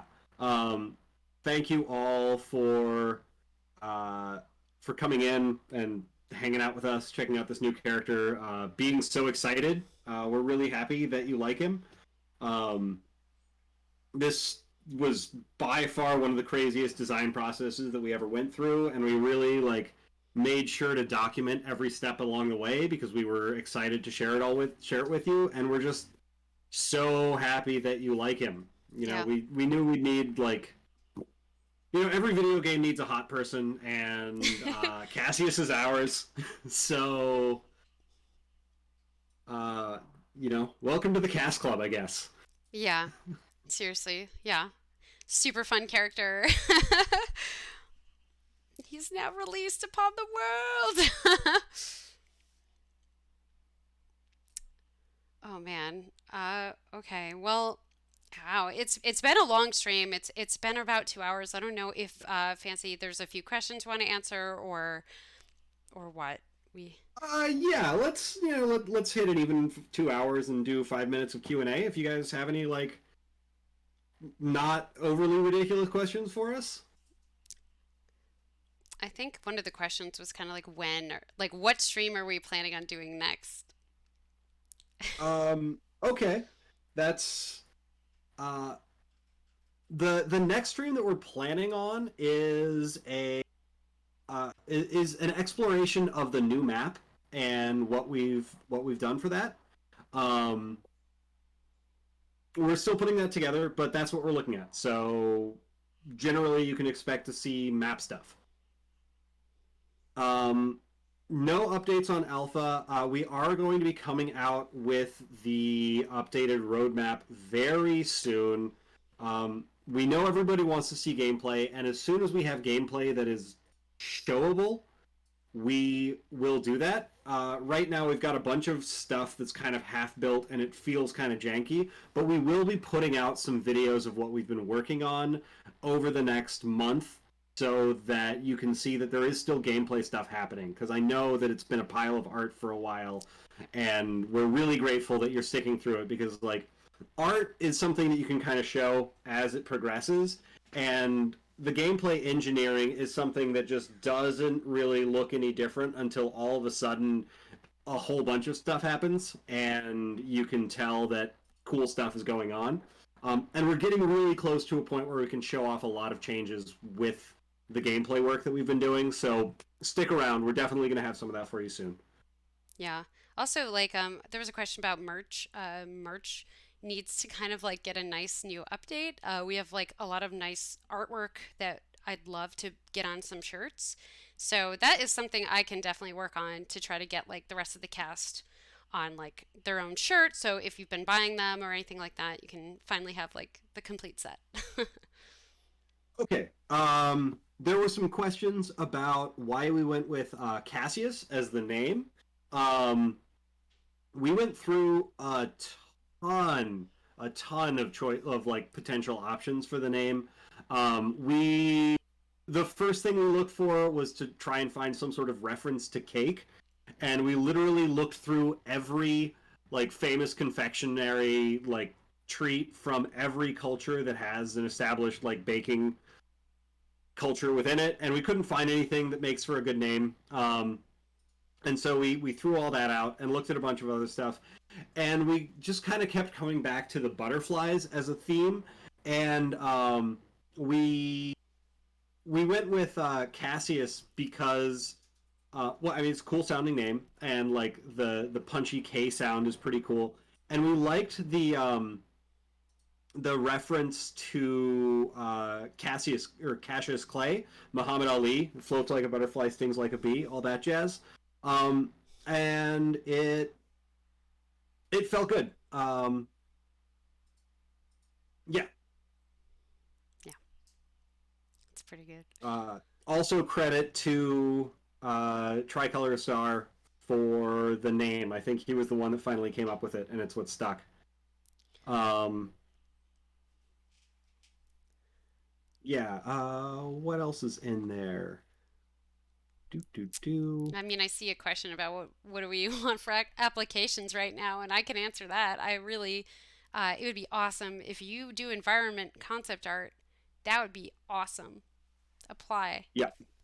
Concept art. If you're a VFX engineer, that would be cool. Like we need to do all the stuff to make Cassius's butterflies, pretty and explodey. And we've only got one VFX engineer right now, and he's doing a lot.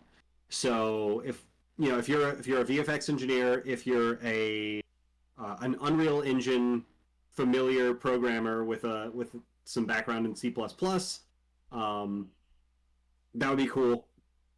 Those are really the applications we're looking for right now.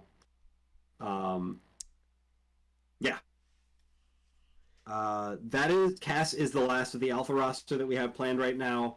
Um, we have our next major leads meeting coming up next week. We're going to talk about implementation and the rollout of characters. So we'll see more about character updates in the next couple of streams. Um, let's see, what else do we have in here? Character's backstory is kind of complete, but we're working on a little bit more about the world. The world is very well defined, but the more you define a world, the more that you zoom in and find undefined concepts. Um, the best place to go for our world building and our lore is our Patreon. There's over a year of released content that is free to the public on there, and some of the world building stuff is in there, so that's a great place to sink your teeth in. We don't have a comprehensive place where all the lore lives yet. That's one of those things that would be nice to have, but it just doesn't really help us push the production of the game forward in any way, so it stays on the back burner. Let's see. What else do we have? Do you see a question that you like in there, Danielle? There was a question about Goliath stream when, and I'd love to do that at some point soon. Yeah, yeah. We should work on that in the near future. There was a question about the in-game objectives, and we are going to do something. It's not going to be exactly like Gigantic's Guardians because the way that they were built had some really inherent difficulties in managing the game engine. They would fly off the map and disappear. They would cause huge animation bugs. They would stick characters underneath the map and strand them there. And so we're trying to build something that has that giant base monster combination feel without having a giant monster that can knock you off of the map and break the game. Yeah. So that's the problem that we're trying to solve. Um, uh, the name of the voice actor is Darius Jackson. We're going to be posting their information on social media later. So yeah, the game is going to have a slower time to kill, much like Gigantic did. Not like boom headshot you're dead. Yeah. Yep. Gameplay stuff's going to be ever evolving. Like we do, we've done like a few art streams in a row. Like we will be planning to do a gameplay stream down the road. It would be nice to let you guys also know about the game design stuff. Mm-hmm. So we hear you. We know that that's very important. It does take a little while to get all this stuff together as a Yeah. presentation. So we can't give you any dates on that stuff, but we will keep you informed when we decide what we want to do next. Mm-hmm. Okay, and we have rolled over 2 hours. There are more questions about the gameplay, and in general, what we want to say is that um, for us and for our community, what we want is for this game to feel like coming home. So like the game is designed to feel like Gigantic did, but solve some of the problems that just made the game kind of sticky when you got to the higher competitive levels. But time to kill, movement, ability upgrades, objectives, all that jazz. We want to capture the same feeling that we fell in love with when we first played Gigantic. So if there are any questions that you feel like asking about the gameplay that we haven't had time to answer, just go back to that and make your best guess, because it's been 2 hours and we've got stuff to do. Yeah, yeah. And be sure to, follow on Twitter for updates so you know when we will stream. Please join the Discord. I know there isn't a command on the Twitch right now to show the Discord, but I'm sure one of the amazing community members can post that link here. There's There's a also link further down, isn't there? there's a link on the page as well. Yeah. But yeah, so please, guys, go in there. We'll be posting the art probably in there too. So yeah, just I'm sorry, it takes me a little bit to get the art like ready to show you guys, but Yeah. don't worry, I will be doing that. But thank you so much for hanging out with Yeah. us. Seriously, it's always a journey, and we appreciate that you guys are here for the ride. Mm-hmm. Um, all right, you guys, we are ending the stream, and we will see you next time. Bye.